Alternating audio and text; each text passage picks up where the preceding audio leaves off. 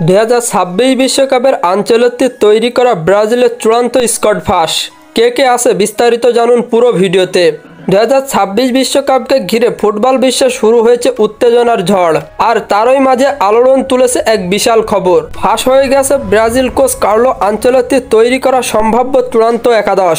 যদিও এখনো আনুষ্ঠানিক ঘোষণা আসেনি, তবুও ফুটবল সাংবাদিকদের দাবি এই স্কোয়াডই হতে পারে ব্রাজিলের বিশ্বকাপের মূল শক্তি। স্কোয়াডে ঠাঁই পেয়েছেন অভিজ্ঞতার সঙ্গে তরুণ প্রতিভার সংমিশ্রণ।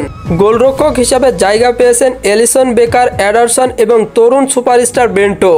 রক্ষণভাগে রয়েছেন Marquinhos, Eder Militao, Bruno Guimaraes, Arana ও দানিলো। মাঝমাঠে আনচেলত্তি রেখেছেন ভারসাম্য।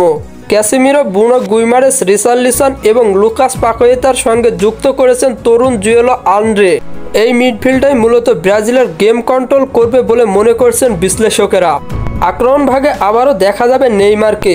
যদিও চোটের ধাক্কা তাকে কিছুটা পিছিয়ে দিয়েছে, আনচেলত্তি এখনও তার অভিজ্ঞতাকে মূল্য দিচ্ছেন। তার সঙ্গে রয়েছে Vinicius Junior, Rodrygo, Gabriel Jesus, Raphinha ও মাতিউস কুনহা।